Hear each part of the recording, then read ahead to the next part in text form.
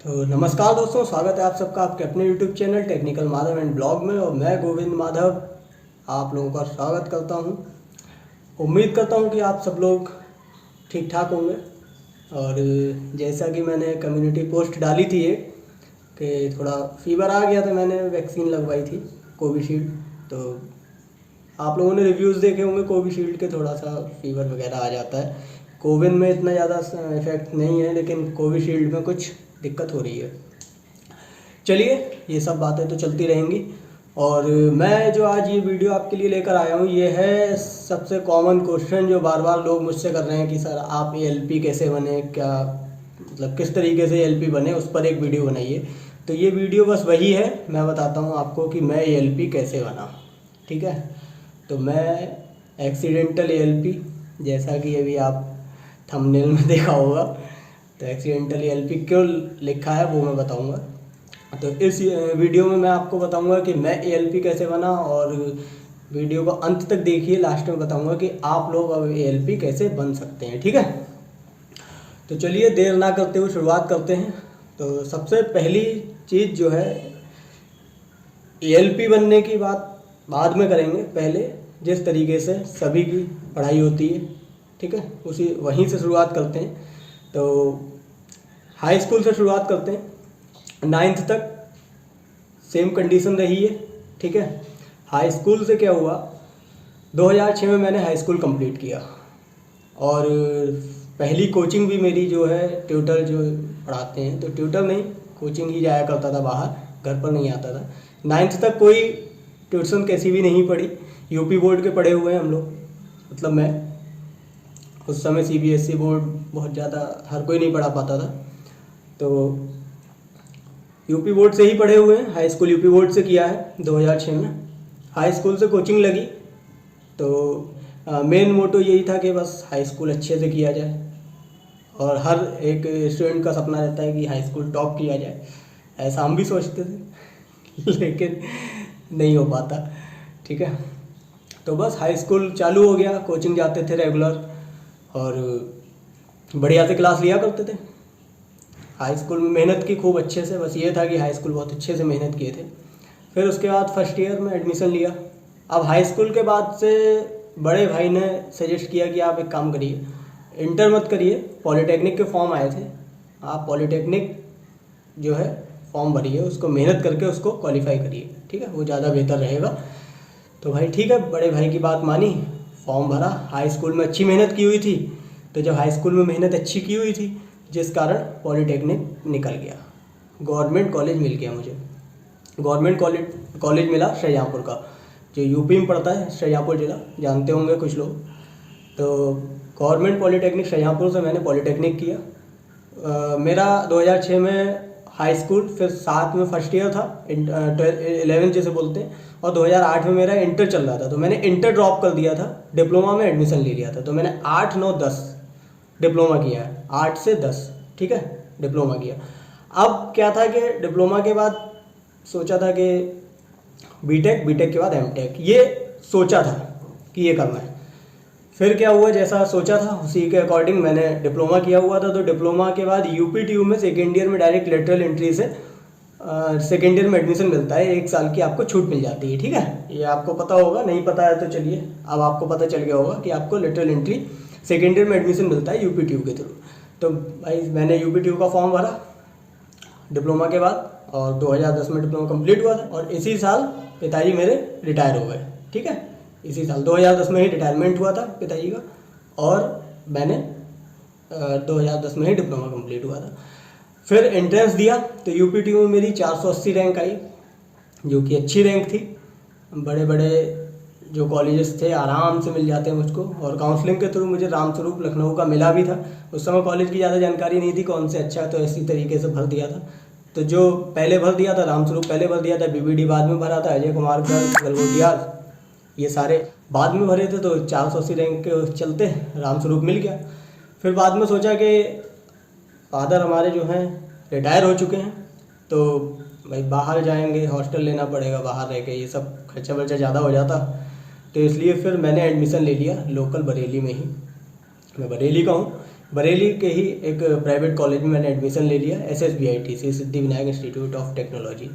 तो उसमें एडमिशन लेने का कारण ये था कि मेरा कज़िन वहाँ उसने भी एडमिशन लिया था 2009 में, 9 से 13 वाले बैच में, और 9 से 13 वाले बैच में ही मुझे भी एडमिशन मिल गया था सेकेंड ईयर से। तो एक जगह हो जाते, जब प्राइवेट कॉलेज की बात थी भाई, प्लेसमेंट लेना नहीं था, एमटेक करना था।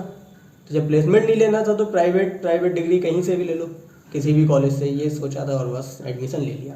हालांकि अच्छे कॉलेज का बहुत इफेक्ट पड़ता है, ये उस समय नहीं जानकारी थी, ले लिया एडमिशन। अब 2013 में बीटेक कंप्लीट हो गया। अब बीटेक कंप्लीट हुआ तो बीटेक कंप्लीट होते होते होते होते फाइनल सेमेस्टर तक एमटेक का तो भूत उतर गया।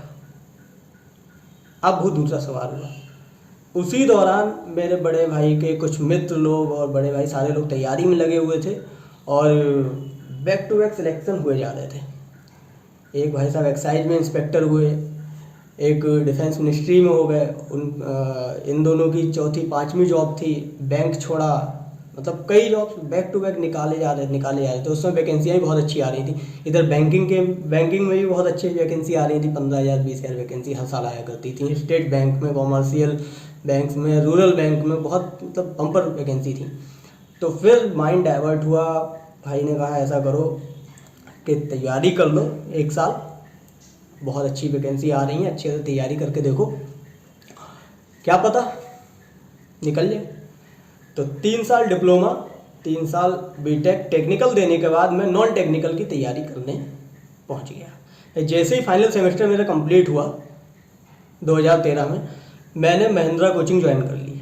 प्रमोशन नहीं कर रहा हूँ किसी भी कोचिंग का, जो जैसा जैसा हुआ है वही आपको बता रहा हूँ, ठीक है। मैंने महिंद्रा कोचिंग ज्वाइन की और banking plus SSC green plus card बनवा लिया। तो सबसे पहले बैंकिंग की क्लास चल रहे थे, बैंकिंग की तैयारी चालू की। तो उसी साल 2014 में जो RRB का एग्ज़ाम हुआ था उसमें मेरे बहुत अच्छे मार्क्स आए थे, 153 मार्क्स थे, उस समय के हिसाब से बहुत अच्छे हुआ करते थे। हालांकि बैंक नहीं मिली थी, 2013 तक 128 नंबर पे बैंक मिल गई थी, प्रथमा बैंक, और 2014 में फिर कट ऑफ बहुत ज़्यादा हाई चली गई थी। मेरे 153 नंबर थे, जिसमें मैथ्स और रीजनिंग में फुल नंबर थे। रीजनिंग में 40 थे और मैथ्स में 39 थे, यानी मैथ्स में 40 थे, ऐसे ही था, मतलब दोनों में 1 नंबर कम था और बाकी 39 और 40 थे, ठीक है। फिर बैंकिंग की तैयारी चली रही थी बहुत अच्छी, जिसमें मैं मैथ्स रीजनिंग पढ़ रहा था और करंट अफेयर, बैंकिंग में आप जानते हैं करंट अफेयर भी बहुत अच्छे से आती, तो करंट अफेयर भी उसी में पढ़ रहा था। तो maths, reasoning, current affair, English बहुत अच्छे से तैयार थी। अब 14 की बात है ये, उसी दौरान पेपर आया, एग्ज़ाम आया असिस्टेंट लोको पायलट का। तो देखिए, मैं 2010 डिप्लोमा कंप्लीट करने के बाद 14 तक, मतलब 11, 12, 13 निकल गई, कभी असिस्टेंट लोको पायलट की तरफ नहीं देखा कि मैं इस फॉर्म को भी भरूं। 14 में मैंने वैकेंसी आई, देखा, मैंने कहा इसको भी भर देते हैं, क्योंकि देखो ग्रेजुएट था मैं टेक्निकल, तो टेक्निकल ग्रेजुएट होने का फ़ायदा ये रहता है कि आप सारे फॉर्म के लिए एलिजिबल होते हो, एक लॉ वाले छोड़कर। आप नॉन टेक्निकल आए, टेक्निकल आए, सारे एग्ज़ाम आप दे सकते हो। और फिर डिप्लोमा और बीटेक दोनों, तो डिप्लोमा वाले भी सारे पेपर देता था मैं, बीटेक वाले भी देता था। तो मैंने बहुत सारे एग्ज़ाम्स दिए इस दौरान। तो मैंने 2014 का ये एग्ज़ाम ALP वाला भरा और मैं देकर आया। ये मेरा एग्ज़ाम हुआ था जून 2014 में। जून 2014 में एग्ज़ाम हुआ, फिर इसका रिजल्ट आया लगभग 1 साल बाद, और 18 दिसंबर को मेरा साइको टेस्ट हुआ 2015। आप समझिए, जून 2014 रिटन एग्ज़ाम, उस समय सिंगल स्टेज एग्ज़ाम हुआ करता था। उसके बाद जून 2014 में रिटन एग्ज़ाम, उसके बाद दिसंबर 2015 में साइको टेस्ट, ठीक है। फिर साइको टेस्ट हो गया, अब फिर हम वेट कर रहे हैं कि अब साइको का रिजल्ट आए। तो साइको का रिजल्ट आया लगभग 2 साल बाद। अब आप समझिए, फिर मार्च 2017 में डॉक्यूमेंट्स वेरिफिकेशन के लिए मेरे पास कॉल लेटर आया कि आपका मार्च 2017 में DV होगा, ठीक है। फिर डॉक्यूमेंट्स वेरिफिकेशन हुआ मार्च 2017 में। आप समझिए, रिटन एग्ज़ाम 2014, ठीक है। हम लोग फेज़ 2 में चले गए थे, कुछ लड़के फेज़ 2 में डाल दिए गए थे, वेटिंग कह सकते हो, ठीक है, वेटिंग थी। 2014 में रिटन, 2015 लास्ट में साइको, उसके बाद 2017 मार्च 2017 DV, ठीक है। अब डॉक्यूमेंट वेरिफिकेशन हो गया, अब फिर बैठ गए। डॉक्यूमेंट्स वेरिफिकेशन होने के बाद फिर बैठे रहो, फिर इंतजार किया हम लोगों ने कि अब भाई मेडिकल होगा, कब होगा। तो मेडिकल फाइनली फरवरी 2019 में आके हुआ है, फरवरी 2019 में आके मेडिकल हुआ है। तो आप समझिए कि मेरी ELP बनने की कहानी कैसी रही है, कितना ज़्यादा लंबा टाइम इसमें लगा। 2014 में रिटन, 2015 में साइको, 2017 में DV और 2019 में मेडिकल। तो 2019 में जब फरवरी मेडिकल हुआ, 1 मार्च को हम लोगों को फिट मेमो मेडिकल का मिल गया, तब लगा कि हाँ अब हम ALP बन चुके हैं। ठीक है, अब बात आती है भाई जब मेडिकल फिट मेमो मिल गया तो ट्रेनिंग पर, फिर ट्रेनिंग के लिए वेट ज़्यादा नहीं करना पड़ा। 1 मार्च को फिट मेमो मिला और 18 मार्च से हमारी ट्रेनिंग स्टार्ट थी। अब ट्रेनिंग स्टार्ट हुई, सबसे पहले डीजल की ट्रेनिंग हुई, फिर इलेक्ट्रिक की हुई और फिर हुई हमारी सिग्नल की जो बोलते हैं ट्रैफिक की। ठीक है, ट्रैफिक की ट्रेनिंग हुई, उसके बाद सेफ्टी कैंप वगैरह ये सब मिला के टोटल लगभग मार्च से पूरा 2019 निकल गया और 1 जनवरी 2020 को मेरी पहली ड्यूटी थी। ठीक है, तो 1 जनवरी 2020 से मैं कंटिन्यू वर्किंग में हूँ। इस तरीके से मैं ALP बना। अब बात आती है कि तैयारी कैसे की। भाई तैयारी मैंने स्पेसिफिक ALP के लिए नहीं की थी, क्योंकि उस समय ट्रेड टेस्ट नहीं आता था। ट्रेड टेस्ट होता तो मैं उसके लिए अलग से तैयारी करता। भाई ट्रेड टेस्ट होना नहीं था, एक कॉमन टेस्ट था जिसमें रीजनिंग, मैथ्स और जनरल अवेयरनेस और कुछ GK स्टैटिक आती थी। ये सब तो तैयारी कर ही रहे थे ना, हल्की फुल्की स्टैटिक भी पढ़ते थे, जनरल अवेयरनेस अच्छे से पढ़ता है बैंक वाला बंदा, और इंग्लिश, मैथ्स, रीजनिंग तो पढ़नी है, तो ये सब तैयारी चली रही थी। तो ये तैयारी अच्छे लेवल पे थी, जिस कारण ALP का एग्ज़ाम मेरा क्रैक हो गया था। एकदम फोकस्ड तैयारी मैंने ALP के लिए नहीं की थी। लेकिन आज का टाइम ऐसा है कि अब इसमें CBT 1, CBT 2 कर दिए गए हैं। तो जैसा मैंने आपसे बोला था कि आप ALP कैसे बन सकती हैं लास्ट में बताऊंगा। तो आज का जो टाइम है उसमें पैटर्न चेंज हो गया। थोड़ा चेंज क्या हुआ है कि पहले CBT 1 होगा, फिर CBT 2 होगा, फिर उसके बाद साइको होगा। और CBT 2 में भी 2 हैं, part A, part B। Part A में आपका जो CBT 1 में आता है उससे थोड़ा हायर लेवल का पार्ट A में आता है, पार्ट B क्वालिफाइंग होता है, टेक्निकल ट्रेड टेस्ट जिसको बोलते हैं। ठीक है, गर्मी बहुत ज़्यादा हो रही है, तो उसके अकॉर्डिंग आप तैयारी करिए। आज का सिलेबस देखिए, ठीक है, उस सिलेबस के अकॉर्डिंग आप तैयारी करिए अच्छे से, और फिर स्टेप बाय स्टेप क्वालिफाई करते रहिए। आप वो टाइम नहीं है कि 5-5, 6-6 साल लग गए, इतना टाइम अब नहीं लगेगा। 1-2 साल के अंदर ज्वाइनिंग दे दे रहे हैं। 18 वाले पोस्टिंग हो चुके हैं, जो 18 का रिक्रूटमेंट था, आप देखिए पोस्टिंग हो चुकी है उन लोगों की। ठीक है, तो अच्छे से तैयारी करिए, मेरी शुभकामनाएं आपके साथ हैं। बाकी जब वैकेंसी आएगी वो मैं आपको बताऊंगा। ठीक है, और बाकी तैयारी से रिलेटेड और कुछ जानकारी चाहिए तो आप मुझे जो है इंस्टाग्राम पर फॉलो करिए। ठीक है, और बाकी अगर कुछ पूछना हो तो इंस्टाग्राम पे फॉलो करके मैसेज कर दीजिए, उस पर मैं बता दूंगा। तो यही था मेरा ALP बनने का सफ़र। इतना लेट वीडियो इसीलिए कि इसमें कुछ था नहीं, क्योंकि मैंने स्पेसिफिक तैयारी की नहीं थी ALP की, जो मैं आपको उसकी स्ट्रेटजी बताऊं।